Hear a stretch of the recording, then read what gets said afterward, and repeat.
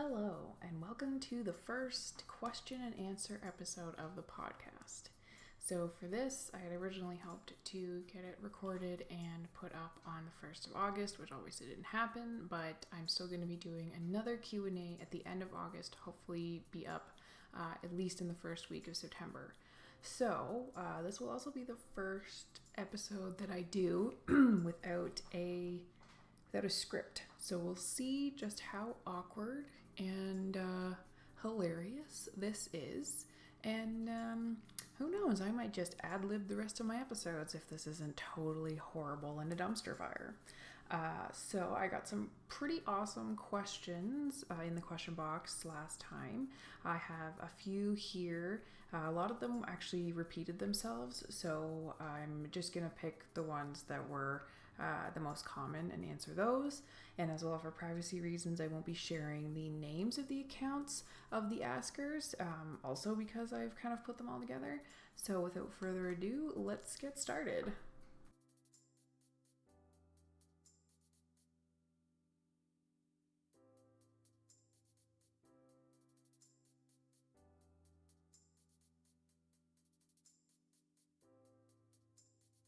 All right, so first question was, what did it take for you to feel comfortable in your craft? As in, how much time, dedication did it take to feel like you weren't a newbie and you didn't need to rely on books?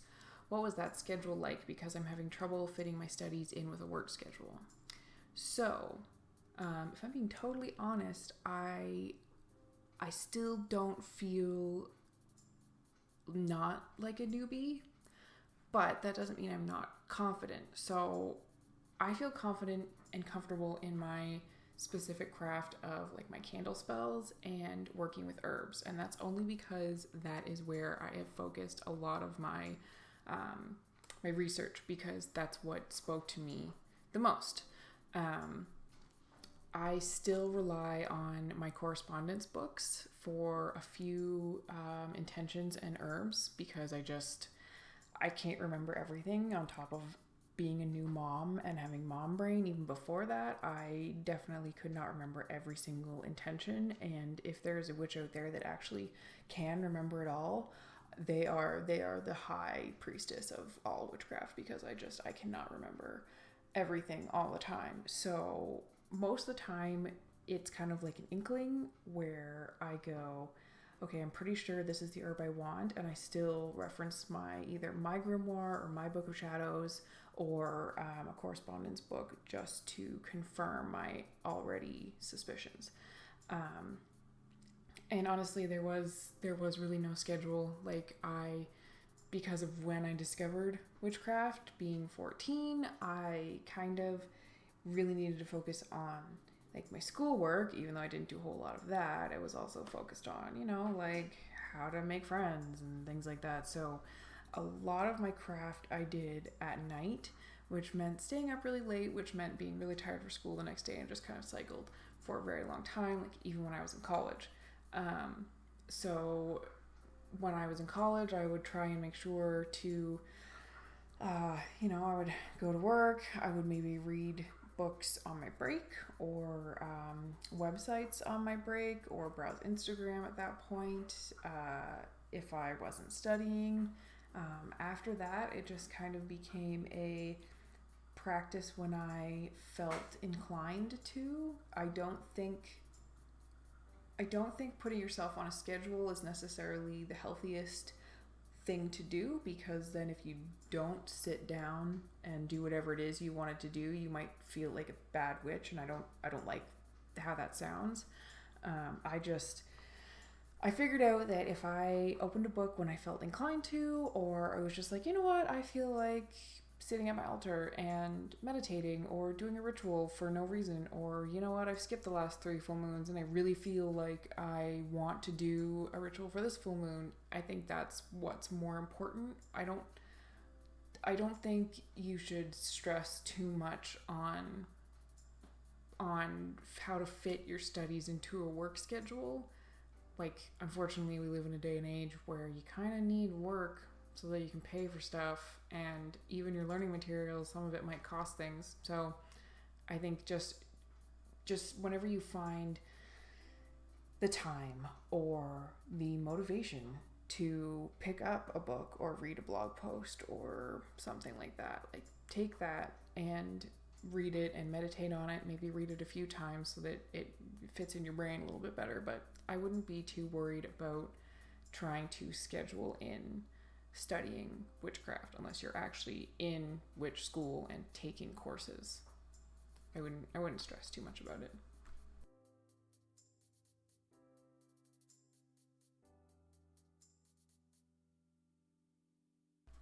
Alrighty, how do you find motivation to celebrate Sabbaths or celebrate them when you're lazy? That hits so close to home because I am an incredibly lazy person. Pretty lazy witch for the most part. If I'm not motivated, I don't really do a whole lot. But that being said, for the longest time, I thought that I had to do these huge celebrations. Like, you're so used to, Thanksgiving and Christmas, they do big dinners and gifts and there's this whole big celebration. So when it comes down to our holidays or the wheel of the year, it's kind of like, oh, I don't really know if I want to put in all of the effort to do like this huge ritual. Like, what if I don't? And then I spend all this time, and then I usually find recipes that it's too late to make, and I just usually end up going, screw it, and not celebrating it at all. So I think, honestly, the best way that I've been celebrating Sabbaths lately is very minimally. Like, for instance, for Letha, I made a flower crown, and I decorated my altar, and I lit a candle, and I had my Letha colored candles. I just had them going all day, and that night, after they were almost burned out, I did tarot, and that was enough for me. Like, I try and keep it pretty minimal, and even if I had more time to prepare or things like that, I think I'd probably still keep it pretty minimal. It's more personal instead of doing this whole big celebration for me. And if you just want to light a candle and meditate or think on the different intentions of the different Sabbaths or the different moon phases, and just kind of be like, oh, I'm thankful for X, Y, or Z that goes along with the theme of the Sabbath, that can totally be enough. Like, don't put so much pressure to celebrate it. You're not required to celebrate everything in the wheel of the year. Some witches don't. Some witches only celebrate the solstices and the equinoxes. Some celebrate all 8. Some only celebrate 6 of 8 because maybe the other ones, is hard to celebrate because of where they live. Like, Yule might be a little weird for some people in the southern hemisphere because they don't have snow. I don't know.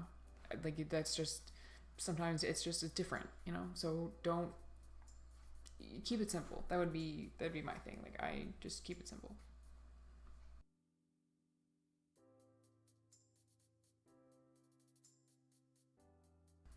Okay, so the next 2 questions kind of go hand in hand. So one says, not really a question, just suggestions for baby witches and getting started. And then, what are the first things a new witch should learn? So,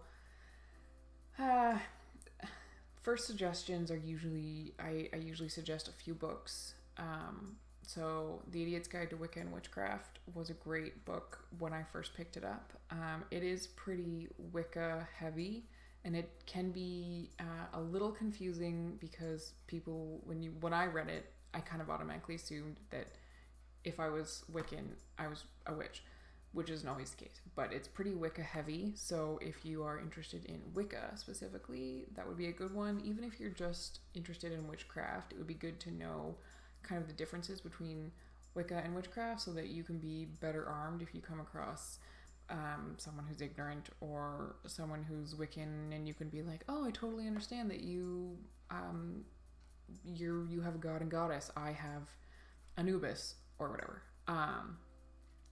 So obviously research is the biggest thing. It can be hard because you don't really know where to start. Honestly, it's finding, with the amount of people on Instagram today, like the Witches of Instagram hashtag, I would find posts and accounts that are posting original content, not necessarily ones that are reposting witch memes and stuff like that. Not at first, like it's funny, but if you're actually looking to learn, I would find ones that are posting specific, like a Witch's Path. He does amazing book reviews, so there's one right there that you can go to. A Tired Witch, she has a witch shop. She also does reviews. There's my own page, which you may have already come across, AWitchAlone. I try and post as many spell correspondences and things like that because to help people on their path. It's really just comes down to research, but also a good suggestion would be to not take everything at face value when it comes to witch aesthetics. Like, a lot of us have been practicing for a very long time, and to be honest, we probably found most of our tools in antique stores. And you set them up properly and it looks pretty awesome on the internet, but don't take that as the only way to practice. If you only want your wand to be a stick you found in the forest, like, that's fine. So try not to measure up to other people, and don't doubt yourself just because someone has one thing and you don't. It's not going to be healthy for you. So my suggestion is always to do research, figure out what kind of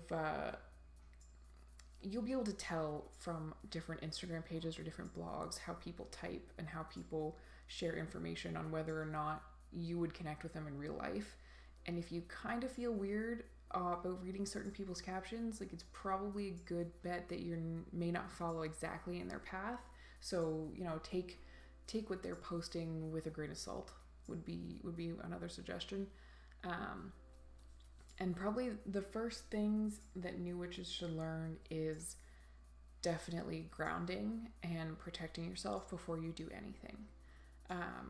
Even before you get into spell work or ritual work or anything like that, learn how to ground and protect yourself, because if you don't, your energy will run rampant. You could be super anxious after you do a spell. You could be exhausted. You could be just like a walking zombie. You could accidentally kind of attract something to you and it'll just hang around and just be a pain in the butt for a little while. Grounding and protecting yourself before you open yourself up to all of the energies around you is definitely the number one thing I would say you should learn first. And there are guided meditations that will help you ground. There are step-by-step guides. There are so much out there that can help you learn these kinds of things that you don't have to buy a book or anything like that. There are blog posts, there are podcasts, the previous episode about grounding.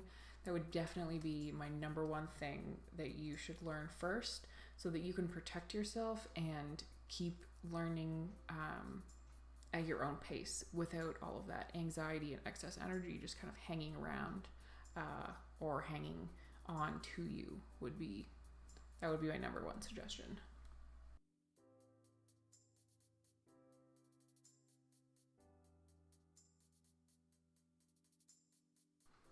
Okay, so the next question is, how did you start learning and working with crystal magic? So I don't really work with crystals all that often. Personally, I do have some that I wear all the time and some that I wear some of the time, and I have a very small collection of ones that I know what they do all the time. I do work with crystals in my spells, and they are usually small, almost granular. They're so tiny that I put into jar spells and things like that. They're usually coming off of raw necklaces and bracelets. And I've always put them in my candle spells, but when it comes to working with them on a daily basis, I only really started doing that this year, when my friend over at Kay's Crystal Path really opened herself up and started to explore her love for crystals, and through her passion she kind of bled and poured all over me, which sounds kind of gross now that I say it out loud. But her passion just flowed from her and got me all hyped up. So when we would go out, she would be like, "Oh, this is for this, and this is for this, and this is for this," and I'd be like, "Oh, this sounds like something I should have. Like, I could probably use this." So I have a few that I work with all the time, and then I just pick and choose the crystals that seem to fit best for spells that I'm doing at the time, and it's really just that's a slow process. I started looking into certain intentions like protection and health, and I got crystals from there, and that's just kind of it's just kind of something I fell into, I guess. It's definitely not my main form of magic. Like, I would prefer candle spells just on their own, or herbal tinctures and teas and all this stuff. I'd much rather go that route because that's just what I'm more comfortable with. If I ever have any questions on crystals, I only go to Case Crystal Path, because even if I look things up in a book, I still get confused. So I go, hey, help. I don't know if this is the right thing that I want. And sometimes it is, and sometimes she's like, that is not even close to what you need. So I really only got into it and started learning because I had a friend that was so incredibly passionate about it. And I thank her for that. I really do.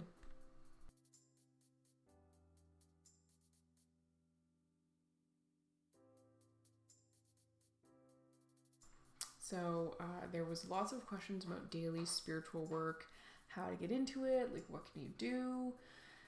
And this is going to be pretty biased because I can really only give you examples of things that I do in my daily life. And honestly, a lot of them are pretty mundane, like having a shower and tweaking it a little bit. So when you're in the water, thinking as the water runs over you that it's washing away all of those negativities, or maybe you had a bad dream, or if you're showering at the end of the day, it's cleansing yourself of all the stress that you may have felt during the day.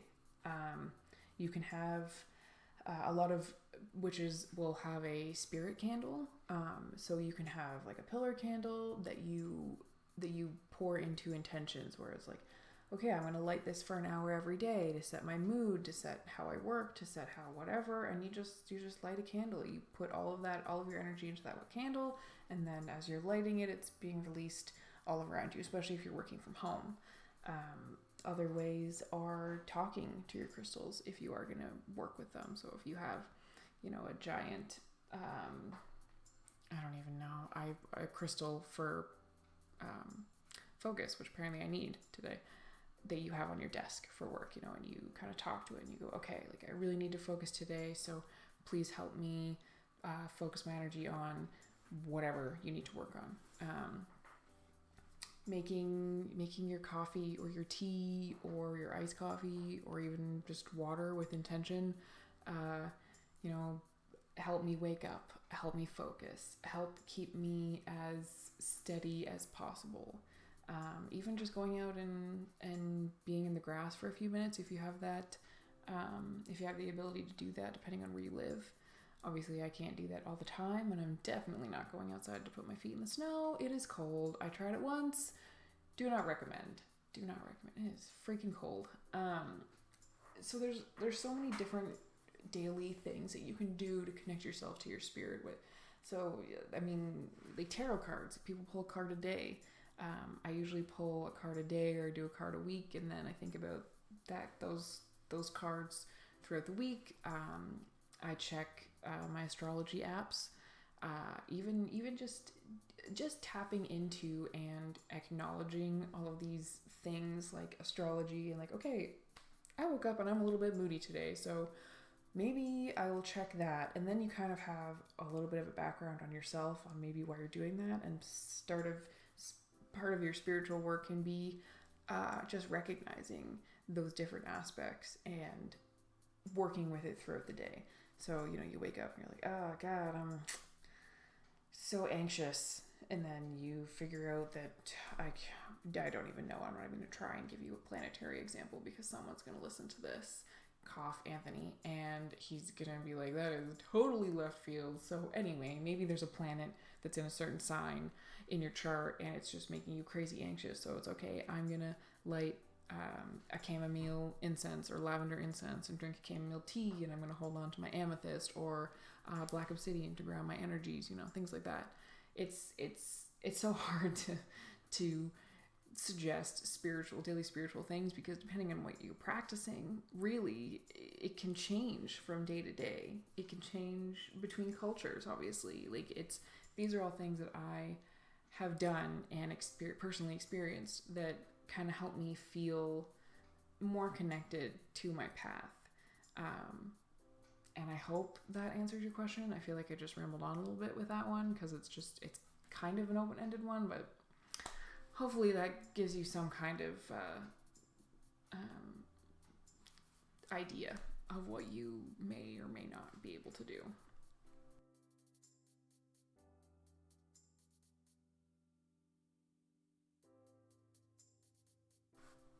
So this question is, how did I get started in the craft, and how-to practicing tips. So I feel like the practicing tips I've answered a few times in previous episodes and probably a few times in this episode already, but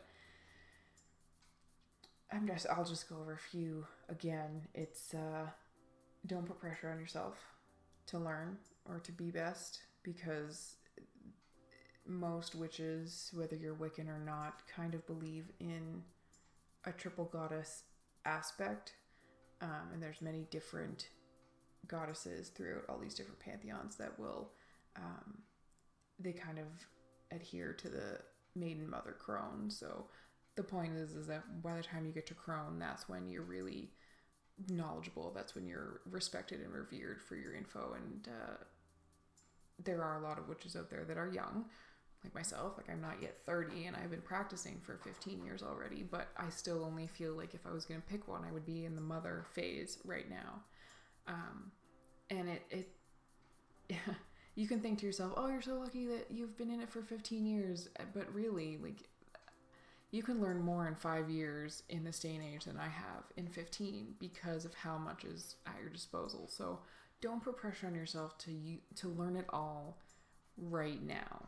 That's probably my number one practice tip before you even get started. And other how-to practice tips, I guess, just again, don't think you have to go and buy all the tools. Don't think you have to go and buy every single book. Just because one person loves one witchy author does not mean that you have to. A lot of people love Silver Ravenwolf, and I'm just kind of meh. I've never been able to connect to her writing, but that doesn't mean she's bad or that I'm going to diss her or tell someone else that they shouldn't read her or use her. It's just a personal preference, and you're going to come across a lot of people that have different personal preferences. So try not to get offended, which is also kind of hard in this day and age, because everybody misreads a comment on a picture or a text message or an email. But the whole point of practicing witchcraft is that it's so open-ended. So you're going to find people, there's a quote, if you ask 100 different witches how they practice, you're going to get 100 different answers, because no one practices the exact same way. Unless, of course, they're all in the same coven and they have rules and regulations on how to practice. But so how I got started in the craft was really being very obsessed with Harry Potter. That's probably the number one. And then I came across a book. I came across The Idiot's Guide to Wicca and Witchcraft in a secondhand bookstore, where you walk in, and even if you're not into witchcraft, it just feels magical being in a secondhand bookstore, and it just smells amazing, because old books just smell so mystical. And so I was like, this is it. This is gonna be my ticket to Hogwarts. I'm gonna open this book, and there's gonna be something only I can see and read, and yada yada yada. And I know it sounds dumb, and I was 14 and I probably should have known better, but if you are gonna try and tell me that you've never had a fantastical thought like that, then you are lying. I'm just gonna say right there. I found that book, and I read that book 3 or 4 times back to front that summer. This was before I went into grade 9, which is high school or secondary school here in Canada. And it was like I was given a whole new identity before I started this whole new life like you go into high school and you can kind of be whoever, because there's so many people that don't know who you are. And I owned that new title. Like, I was Wiccan, like I practiced witchcraft, and I know that I had a few people laugh at me, but honestly, like, I couldn't even tell you who they were at this point, because it didn't matter. So that book was my starting point. And then I went to the library, and every year for my birthday, I think I asked for gift cards for books, or I would get a book, or I'd be out somewhere and I'd be like, oh, can I get this book? And I know that my parents weren't super fond of it, and that's only because they were nervous. But I did a lot of reading in physical books, because that was kind of all I had access to. The internet was not, you didn't really trust the people on the internet like you do now. And you definitely could not find a whole lot of information, because the internet hadn't been around long enough for people to input a whole lot of information. So a lot of it was physical reading, which is kind of why I tell people to read books, because, I mean, I think it would be good to read an older book and then read a newer book, so you can kind of see how the craft has evolved in a very short period of time, because it has changed so much, and people are so much more open from when I was first practicing to 2020. So it all came down to a book. That's how I got started, and I picked it up and I literally ran with it. And I still have that Idiot's Guide. I don't think I'll ever let it go. It's just kind of like, it's like my golden ticket to the chocolate factory. I will never let that thing go.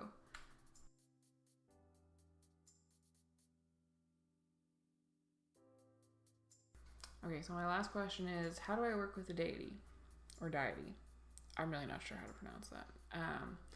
So this I'm actually going to cover in later episodes on finding your deity, or having them find you, and different ways to talk to them and work with them, and things you can give them and stuff like that. So I'm just gonna have to say you'll have to be patient for the answer to that question, because it'll be a pretty extensive episode as well. So, yeah.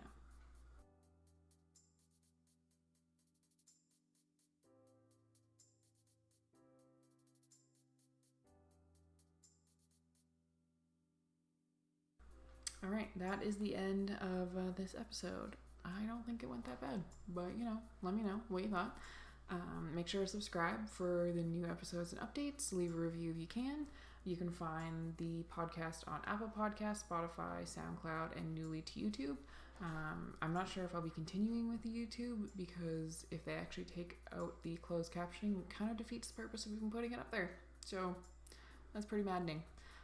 If you're on Instagram or Twitter, swing by my page under the handle AWitchAlone. And if you follow, make sure you say hi.